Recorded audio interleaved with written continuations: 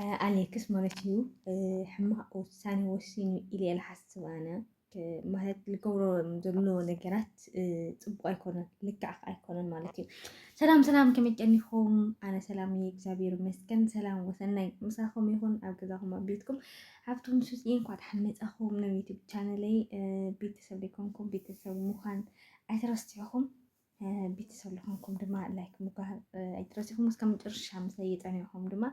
لما لكم حسب دس لكم حسب أنا تيريتو تبوا نكر دس لكم بتشبه بشا أو كمات أو متلاهم كلكم يدلي مالتي لو ما أنت ما بعدش فيديو متينا نينا أو زحلف فال ريهم من يركم لهم تكم وحالنا بس تسمع مي وبتسمع أي تسمع ما مالتي ورد تشكروا لي كل نجر تسمع ما مالتي كونه بحفشة تقلل كبل تلاجين أليكس أو حتى ساعات طبق كلنا هيلا مسنا من دعنا ورانا هذا كابسات كل حق يومالت طبق يكون سلام تاي هم وهين تاي هم وهين جن أو حتى ساعات فتح خانت على خان تفلت له مني مسافة مني خزي مسافة من الكا ترى الجزيء أنا أليكس نينا كافتني مجمع ثانورك وحتى كتابي المسكن جن ملء محرات كبر لنا كلنا طلت يلي زوير أملاك لملء محرات ناولب تمليسو تيا قتلك تنزبل لنا جرات كلنا جرت تفيو بنام جمع ثانورة عليك اسمه خون تسفى يقبر مالتي أنا حد ساعات دماني مش كلنا تبعيسوني ولا مسليد لي كمبيوتر يقول لهم كسكابسو قمت موساد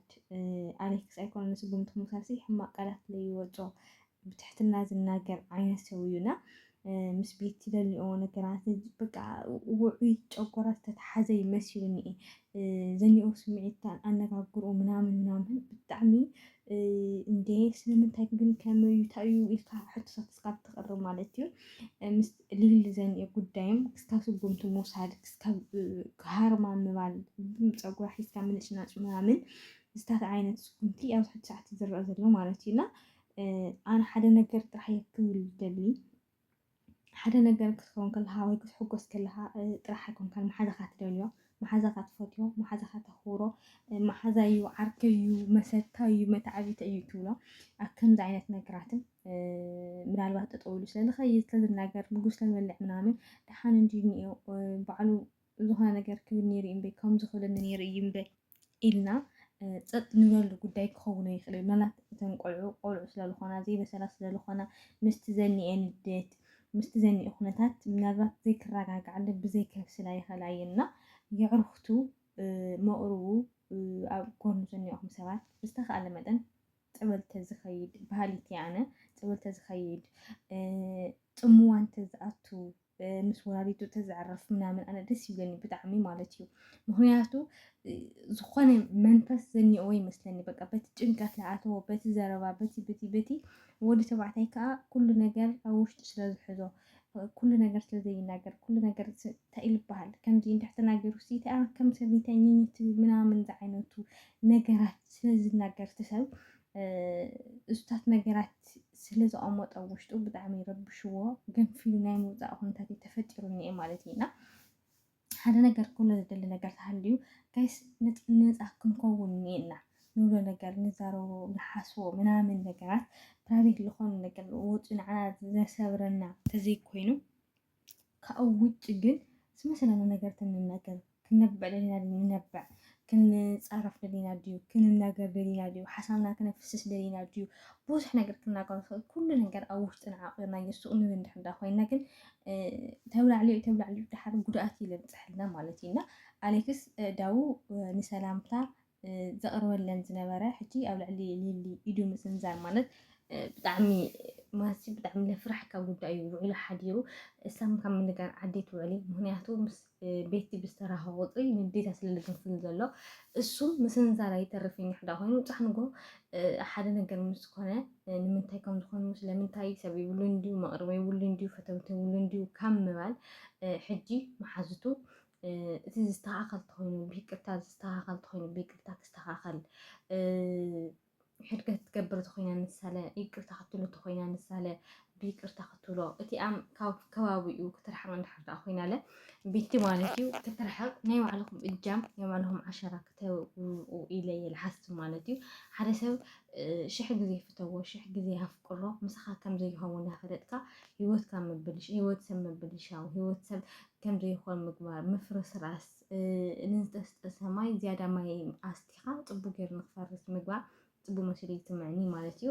ቤቲ ኦልሬዲ በቲ ዘኒኦ ኩነታት ሕጂ ዋላ ሊሊ በቲ ዘኒኦ ኩነታት ሕጂ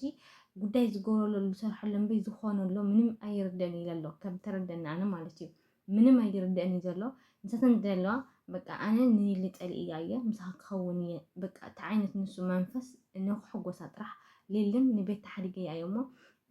ደጊ ምሳኺ እየ ቅርታ ግበርለይ ምናምን ኢሉ ክምለስ እሞ ሊሊ ሓጎስ ግን እቲኣ ትኹን እቲኣ ግን ኣነ ዝብለኹ መጀመርታ ጥዕንኡ ዶ ኣይቅድምን መጀመርታ ጉዳይ ጥዕንኡ ዶ እንታይ ገበረ መጀመርታ ውፅኢታት ምርመራ ናይ ጥዕንኡ ዶ እንታይ ገበረ ኣሽዒቱ ምስ ሓወየ ደሓን ምስ ኮነ ናይ ቀደም ኣሌክስ ምስ ተመለሰ ናብ ሊዲ ክኸይድ ሓዳሩ ሂወት ክእክብ ናብ ቤት ዲ ክኸይድ ሓዳሩ ሂወት ኣፍሪሱ ከመይ ክገብር መጀመርታ እቲ ትክክለኛ ሂወት ናይ ኣሌክስ ክምለስ እኒኦ ስለምንታይን ከምኡ ዘይሓስባ ስለምንታይን ዓሽርወኒ ስለምንታይን ጉዳይ ፍቅሪ በቃ ምስኣኻ ትኸውን ስለምንታይ ናባትኻ ስለምንታይ ሽማ ትፅወዕ ስለምንታይ ከምዚካ ስለምንታይ ተገዲምካ ስለምንታይ ከምዚ ጌርከ ስለምንታይ መፍትሒ ክኸውን ኣይኽእልን ሓደ ሰብ ክስካ ዝጠፍእ ስለምንታይ ወላ ሓንቲ መፍትሒ ክነና መርፍእ ክኸውን ኣይኽእልና ብዝተኻእለኩም መጠን ግን ሰተን ማለት ለይምውሳል ክኸውን ይኽእል እዩ የዕርክቱ መሓዝቱ ግን ግቡእ ክትትል ሕክምና ክገብር ግቡእ ክትትል ናይ ማጨሎት ክገብር ምናምን ኩላህና ዓሸራ ክነቕምጠሉ እኒአና ኢሉ ይሓስብ ማለት እዩ ንምንታይ ብሸለልትነት ትገብሮ ነገር ብፃሕንኮ ዋጋ ስለዝኽፍለካ እሞ ድማ ብናይ ኣሌክስ ከዓ ብሰንከን ዝኾነ ጉዳይ ከምዚ ኢሉ ክበላሾ ከሎ ምናምን ክንደይ ዓይነት ቦታ ከፊቱ ከም ዝሃመን ማለት ግድን እዩ ሊሊ ሰበይቲ እያ ኣሚኑ እያ ዝወለደላ ክብሩ እያ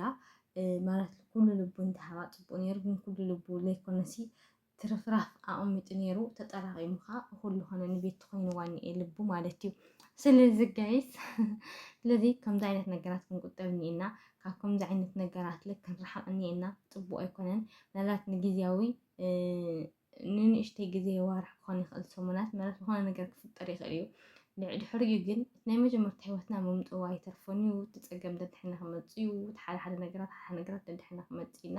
ስለዚ ንሕና ንህስዮ ንሕና ኢና ንፅግበና ንሕና ኢና ሓላፍነት ቤና ወሲድና ክንዕቢ ንፅገብ ንሕና ኢና እና እስታት ነገር ብዝተኻእለ መጠን ቀሪፍና ናብቲ ሂወትና እንተኣተናዮ ሰናይ መርሓባ መሲሉ ይስምዐኒ ማለት እዩ ንምንታይ ብዙሓት ከምኡ ኢለን ኣትየን ገሊአን ፈሊጠን ገሊአን ከይፈለጣ ብዙሕ ሽግር ስለዘበላ እቲ ሽግር ንሱ ድማ ናባና ለሸር ንኸይኸውን ብዝተኻእለና መጠን ገደብ ክንገብረሉ እኒአና ኢለ ይሓስብ ማለት እዩ ናይ ድማ ሓንቲ ቪድዮ እዚኣ ትመስል ነይራ ኣብ ቀፃሊ ክፋል ብካልእ ሓዱሽ ቪድዮ ክመፀኩም እየ ሰናይ ንዓኹም